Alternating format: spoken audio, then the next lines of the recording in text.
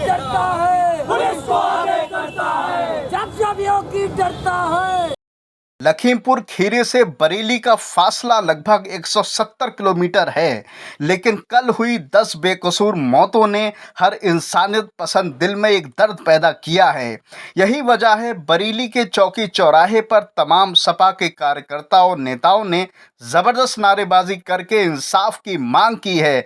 साथ ही सरकार की तमाम योजनाओं पर भी सवाल उठाया है, जिससे एक बार फिर से सियासी माहौल गर्म हो गया है।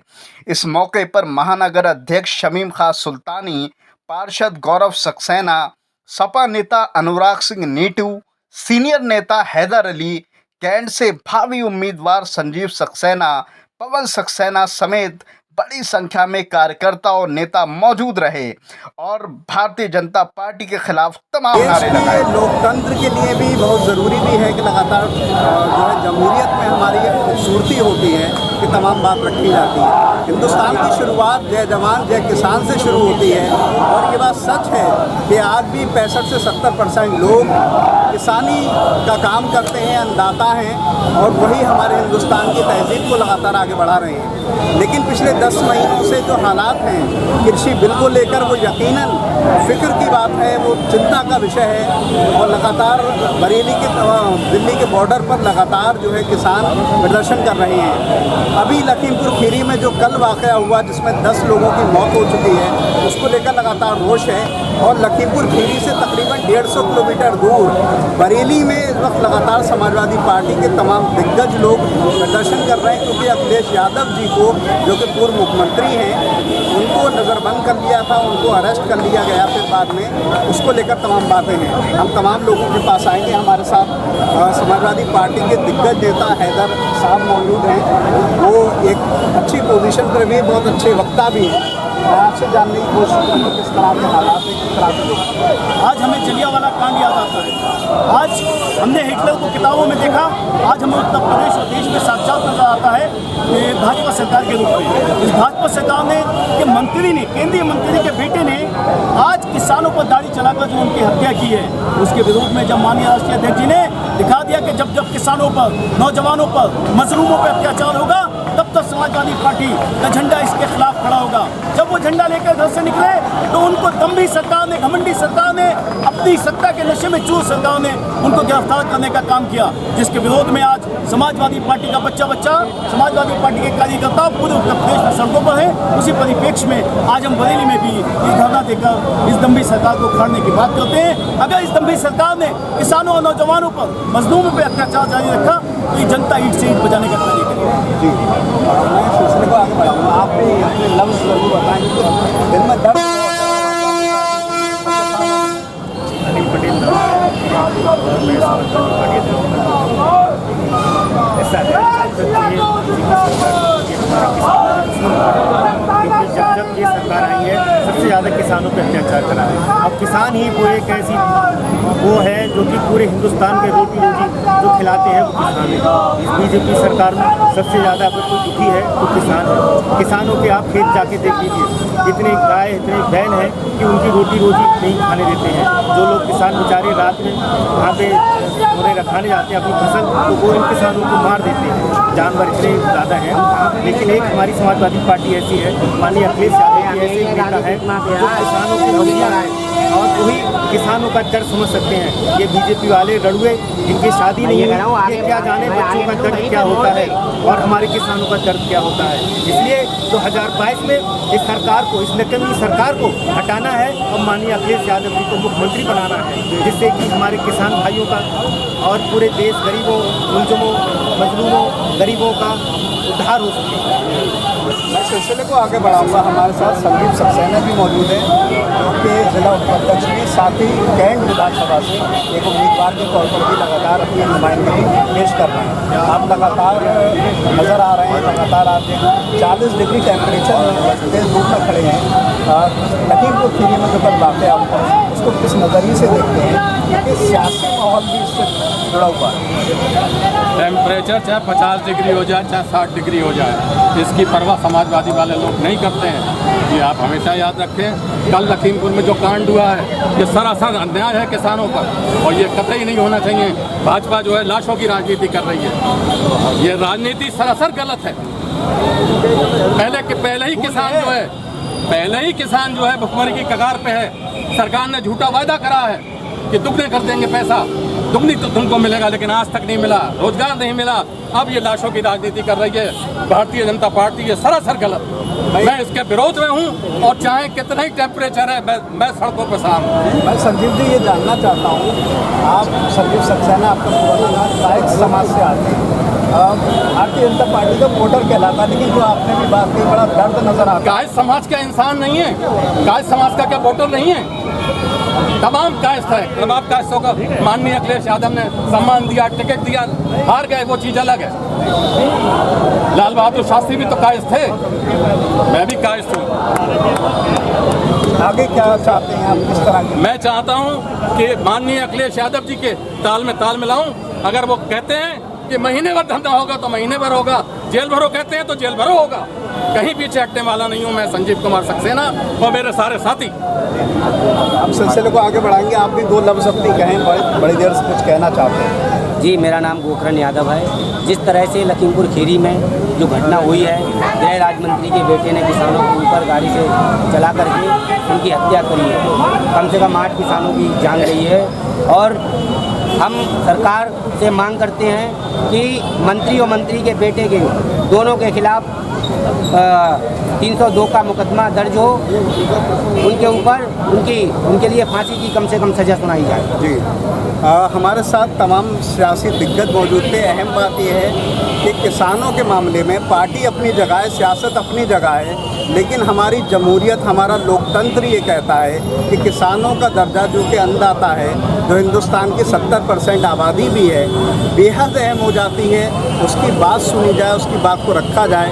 संजीव सक्सेना ने बेहद खूबसूरत लफ्ज़ों में तमाम बात कही, बहुत ज़बरदस्त रोश नज़र आया, उन्होंने तमाम बात कही। कहीं ना कहीं इंसाफ जो है हर कोई चाहता है, पार्टी सियासत अपनी जगह है, लेकिन इंसाफ ज़रूर मिलना चाहिए उन 10 लोगों को जो इस दुनिया से रुखसत हो गए।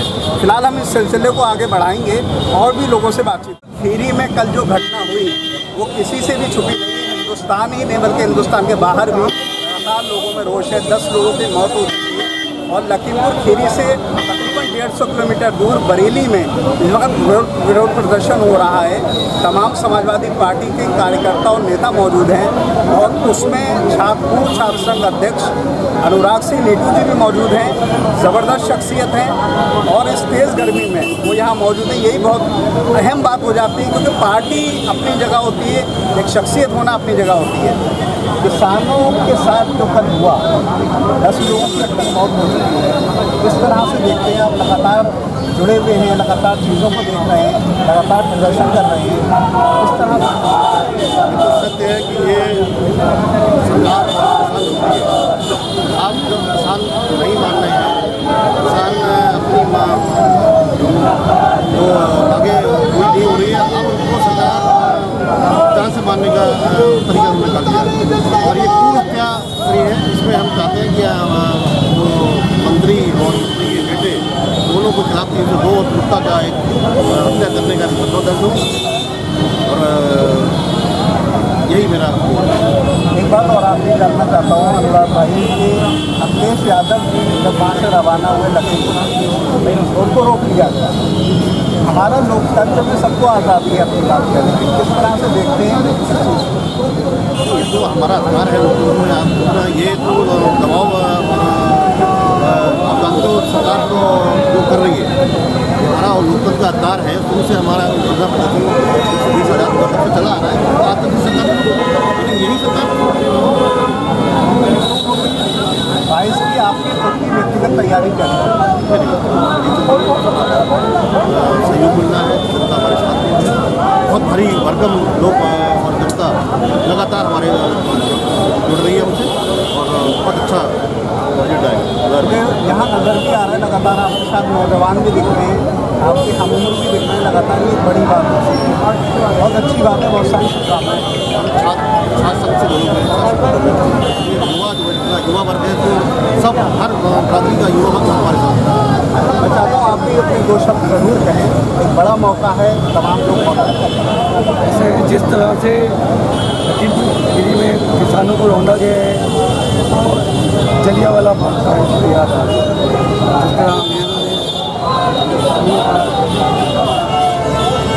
जिस तरह एक मंत्री का बेटा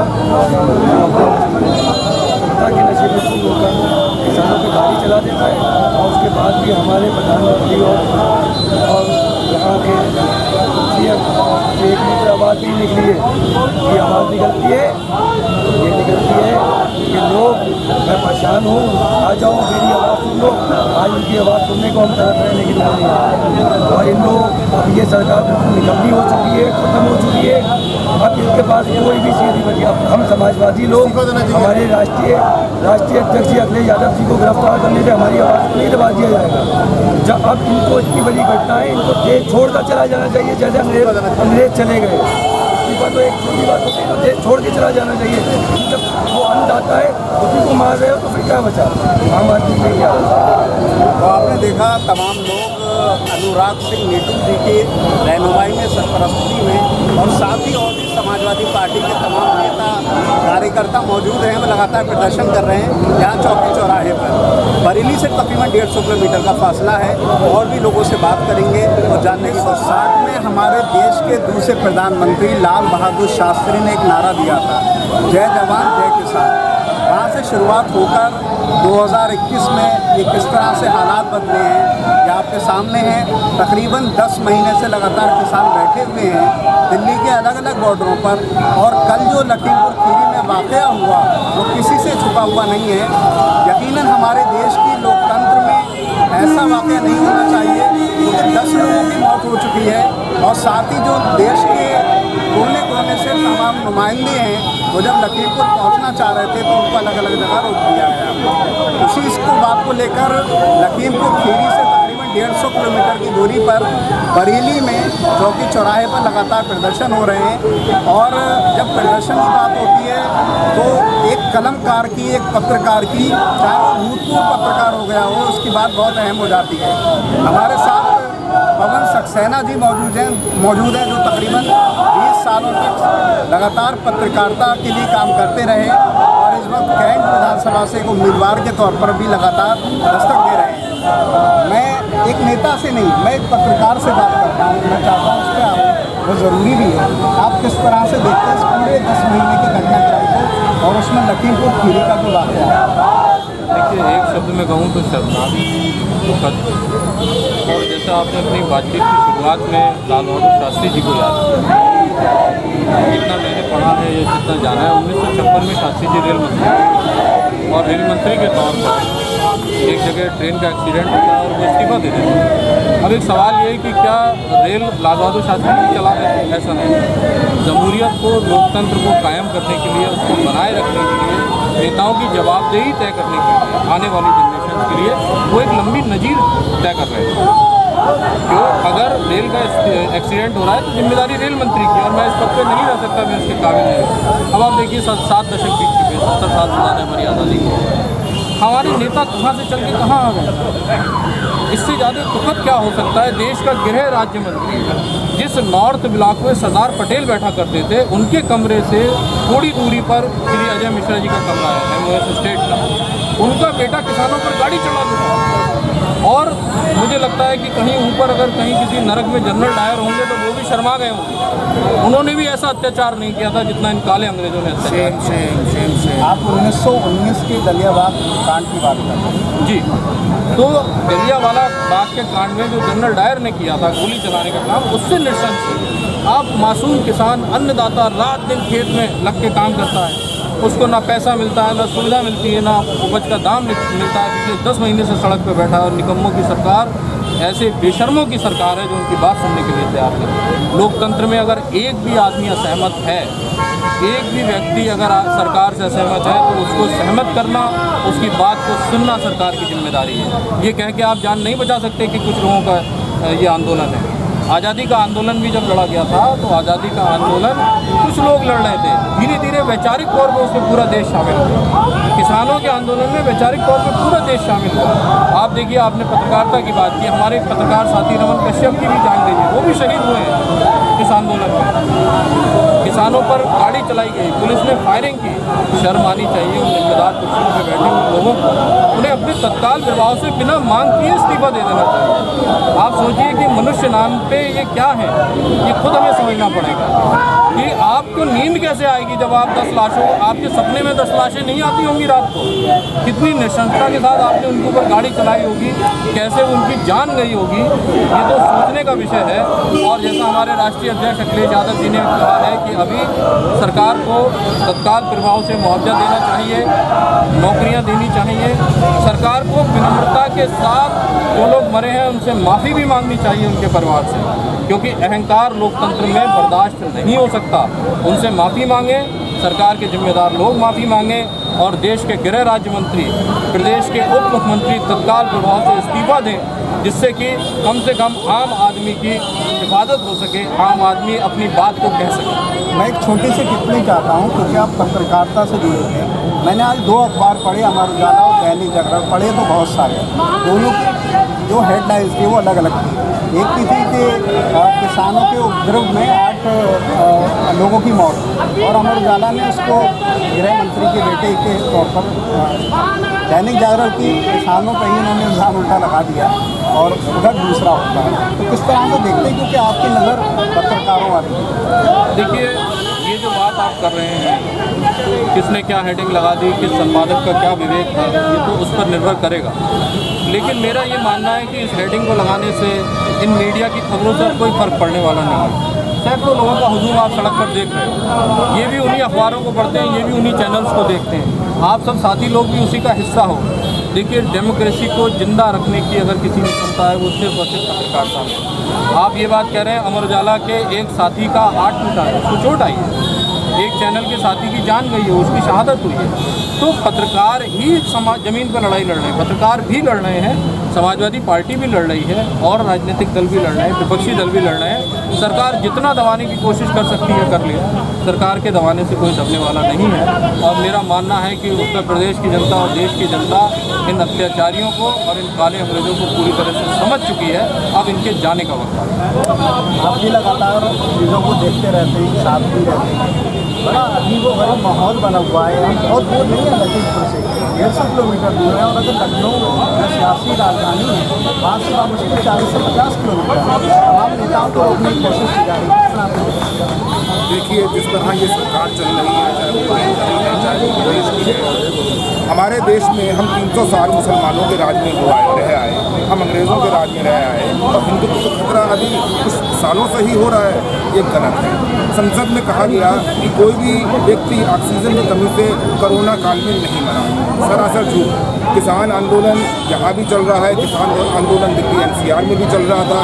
किस तरह से उत्पीड़न हो रहा है किसानों का, किसानों के लिए किस तरह से योजनाएं बन रही हैं, काले कानून बन रहे हैं। आखिर हम उन काले कानूनों का विरोध क्यों नहीं कर सकते? हमें विरोध करना चाहिए, और अगर हम विरोध करते हैं तो हमारे ऊपर गाड़ियाँ चलाई जाएंगी, हमारे ऊपर हमें बंदूकों से मारा जाएगा, हमें गलत धाराओं में प्रताड़ित किया जाएगा, गिरफ्तार किया जाएगा। ये निहायत गलत है। लेकिन अब जनता सब देख चुकी है, जनता समझदार है, जनता हमेशा से समझदार रही है, और जनता ने हमेशा सरकारों को पलटा है, सरकारों को बदला है। और इस तरह के काले कानून, इस तरह का दमन का, अत्याचार का जो सिलसिला है, ये मतलब ज़्यादा देर नहीं रह पाएगा। जनता अब जाग चुकी है। बहुत जल्दी 2022 में हमारे राष्ट्रीय अध्यक्ष अखिलेश जी की सरकार आने वाली है, और जनता इसके लिए बिल्कुल तैयार है। आपने कोई छोटी सी टिप्पणी जरूर किया, बड़ा जो ये हुआ है इसके